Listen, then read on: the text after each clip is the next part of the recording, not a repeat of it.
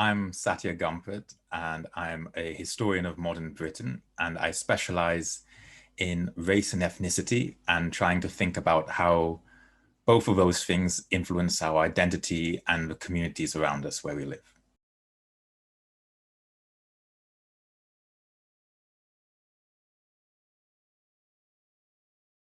My research is particularly on the 1960s and 1970s.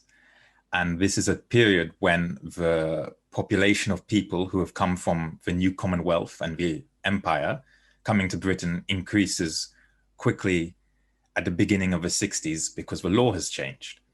And what that means for schools is there's quite an increase in some areas for people or for pupils of Caribbean and South Asian heritage.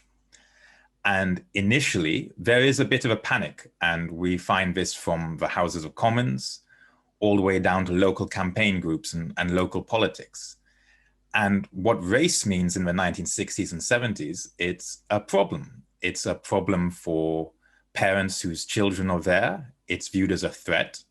And for some parents, for some, but not all, they object to South Asian children and Caribbean children being educated in the same school and same classes as their own children. So when we think about race as a problem for local politicians, local schools, and for national politicians, what can be forgotten is that there are children at the heart of this whose educational experiences are changed. And maybe one way of framing their experiences for everyone involved is to think about empire and how the legacy of empire matters to how not just politicians and teachers and local schools think about these new students, but also how the students themselves see themselves as part of a school, as part of their communities, and what is possible for them, and what are the limitations for how they can go to school, or what schools they even go to, or what classes they are taught.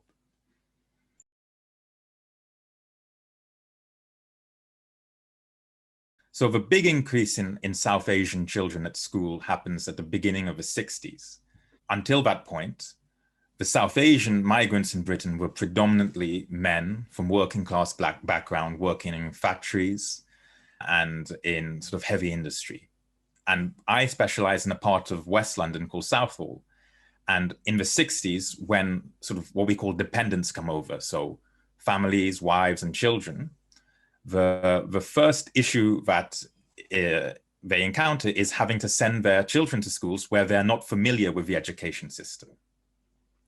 Often, the women who came over to join their partners perhaps couldn't speak English as well, or didn't have good enough English language skills to navigate what was a very different educational system. And one of the solutions, because of the hostility they faced from parents and from local politicians, was to bus South Asian children to schools where they would be in the minority. So the fear of the education minister in the House of Commons at the time is that some schools will end up being what he calls immigrant schools, places where more than 30% of children have parents who are immigrants. And at this point, it's interesting who counted as immigrants. So there are parts of Britain, like Bedford, where lots of Italian migrants moved after the war and even before the war. And there's no panic about busing or English language skills or migrants taking over a school. But in a place like Southall in West London, because these children are coming from India and sort of the Punjab region, there is a fear that this will affect schools. So the solution is this busing project. So every morning, you would, if you were a child whose parents were migrants from South Asia, you would meet lots of children from the same situation at a bus stop, and you would get on this bus and it would take you, in some cases, up to 10 miles away to be educated at another school where you would be in the minority. And at these schools, we put in a separate class. So it sort of defeated the purpose of moving all these children to another school to then put them all together again. And what happened was parents were unable to play a part in their child's education. They were unfamiliar with where their children were being educated, no contact with teachers. Things like teachers' evenings or parent-teacher evenings were not possible. traveling to school together became a very long journey. And once there, children were bullied. Often it was quite racist bullying. Because of the timings of the bus, they couldn't take part in sports, drama, music, lots of sorts of extracurricular activities that would help integration, as they called it at the time. And often this would mean that South Asian children, and in many cases, Caribbean heritage children, were put in the bottom set. Their abilities were never integrated into the system as a whole, and they were given quite basic teaching repetitively again and again.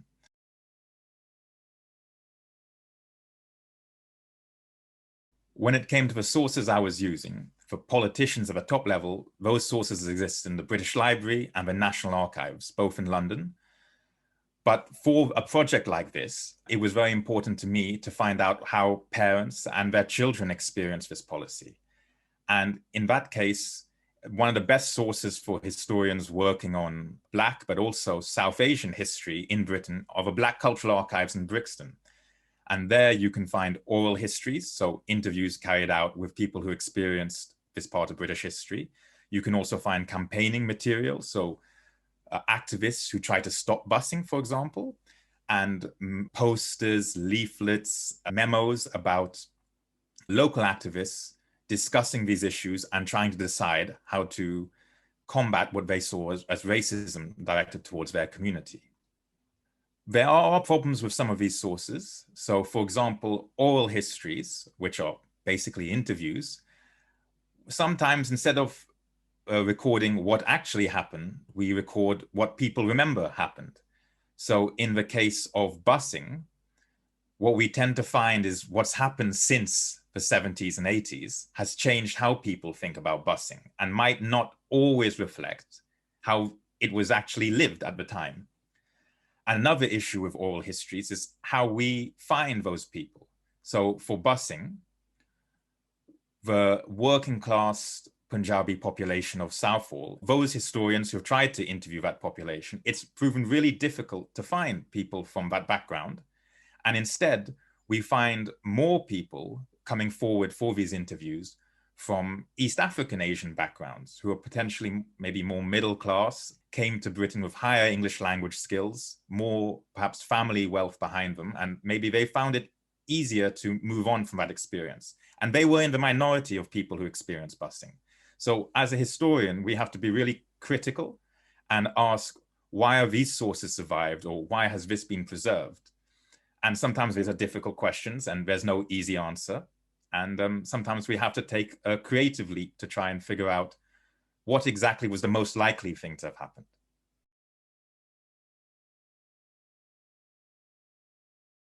The photo you see here is a photo of the Southall Black Sisters from the Observer magazine in 1985.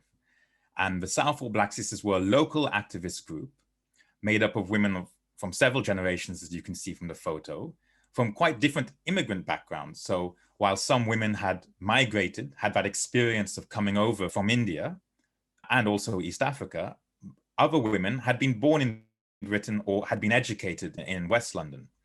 And beyond the different generations, what I think is interesting about the Southall Black Sisters is, when we talk from 2021 and looking back, is that they call themselves Black Sisters. So as you can see from the photograph, these are all South Asian women. And what this tells us is that the word Black in the 1980s and 1970s as well, before, was an important political tool. And maybe our ideas about race as something fixed and with really clear boundaries of who belongs to what. Well, this is a period of British history where activists and this group, the Southall Black Sisters, who were not just anti-racist, but they stood against sexism and thought about the ways that their race and their gender affected the oppression, as they saw it, they experienced in Britain. And one way they fought through this problem in Southall was thinking of themselves about as a Black group. So that meant not just women from the Caribbean heritage and African heritage, but also South Asian women. And sometimes this definition of Black stretched to include Irish people in Britain. So we see an idea of race that this feminist anti-racist group had that was really expansive. It could change and provided a platform to campaign and change Britain.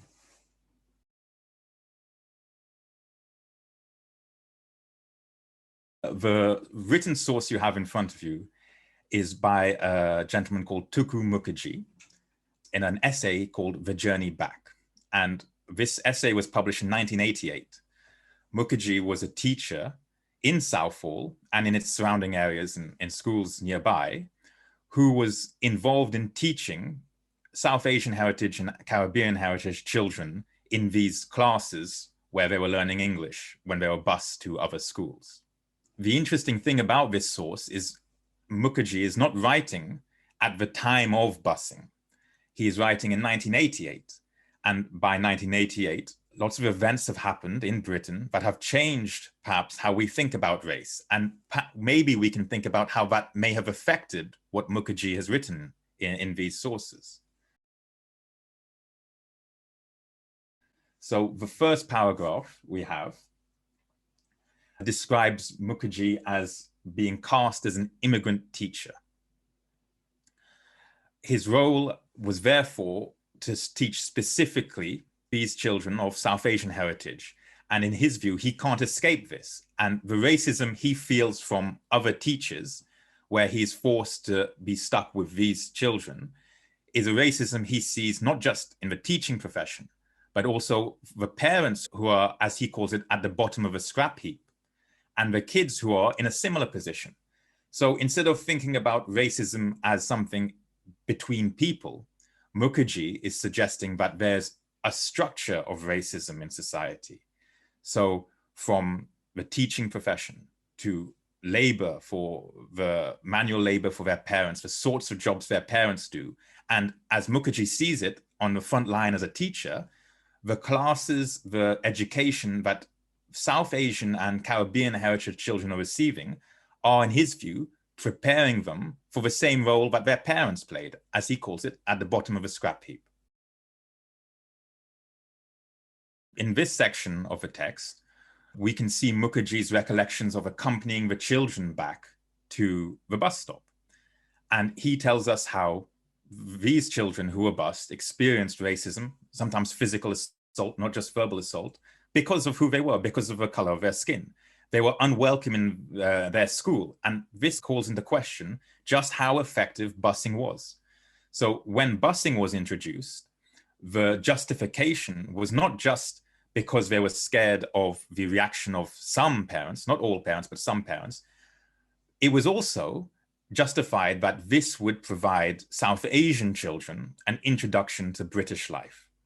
And this might seem strange because South Asian children who came over had come from a country which had been part of Britain in some form or another for 100 years or so, over 100 years. So these children who were thoroughly part of British history were viewed as outsiders. And in this text here, Mukherjee discusses how they remained outsiders. In his own words, we come as outsiders, remain as outsiders, and go back as outsiders. So if a purpose of this policy was to integrate these children, well, perhaps we can say it failed and ask, why did it happen? Because we know that at the time, the Department of Education suggested that this was not an efficient way of delivering English language schooling, if indeed those children needed it. So maybe we can think about this policy in terms of a gesture to appease hostility towards Black and Asian people in Britain and their children, and what rights they may have in the education system. Mukherjee is writing in 1988. So by this time, in Southall, for example, you've had the Southall riots in 1979. You've had another Southall riot in 1981. You've also had riots in Brixton, St. Paul's, and Handsworth. So what race is in Britain in the 1980s is not necessarily the same thing as it was in the 70s when busing was at its height. Race has become, for some newspapers and politicians and for much of the electorate, a threat to the social order of Britain. And there is a really different way of trying to think, how do we have good, as it's called at the time, good race relations? And that can feel quite a backwards way of thinking about race today, because race relations, I think, comes from the empire. The idea that there are different races and the job of government is to manage the relationships between those distinct and different races. And in the 1980s, we have a move towards what we call multiculturalism. We start thinking about respecting cultural difference. And for people like Mukherjee, who throughout his work, he describes himself as a Black teacher. And just like the Southall Black Sisters, this can seem a bit strange to us as a modern reader. And again, this is race as something political. It is, for Mukherjee at least, it is not about multiculturalism or respecting cultural difference. More, Mukherjee's idea of being Black is about fighting for equality. And it's never about, for Mukherjee, asking for respect for his cultural difference, but instead asking for equality in British society.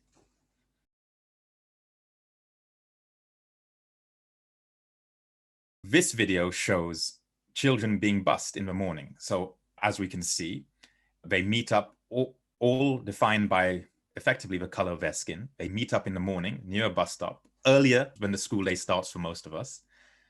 And they go, in one case, from Southall, children were bused to Watford for their education. So that's around over 10 miles. So if every morning their school day started like this, by the time they got there, they were extremely tired.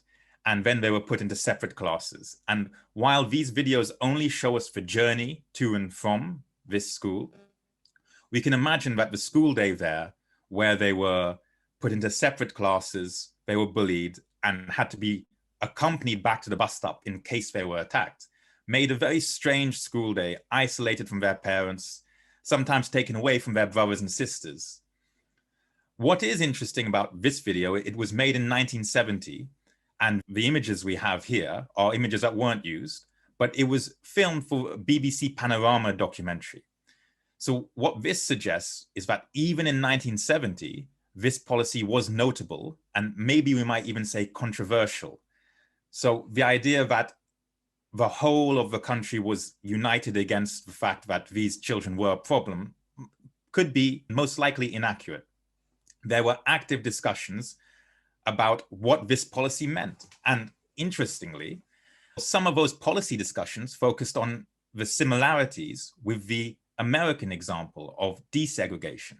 So in America, there's a similar policy, and the BBC Panorama documentary makes that link with places where African Americans were having to be bused to schools to desegregate them, to mix them. The irony in this situation is that it's a one-way project. There are no white children being bused. It is solely South Asian children. So instead of thinking how this is an attempt at desegregation, as some historians have tried to address this issue, we might try and think maybe this is repeating this pattern of segregation, a separate class for children, only treating South Asian children like this and not children of white British heritage. When looking at this variety of sources, I think for a historian, it's really important to have this range, because when it comes to ethnic minority history, so Black or Asian history in Britain, many historians have a problem with sources, what has survived or what has been preserved. So we have to be quite creative with that and think about the ways these different sources of women who were activists, of teachers, of the pupils themselves, how they come together to rebuild or reconstruct that history, because otherwise we'll be left with a top-down history that focuses perhaps on politicians and decision makers in the House of Commons, instead of thinking how ordinary people experienced these big decisions and how they were also involved in challenging them, changing them, and trying to define their identity through these big decisions.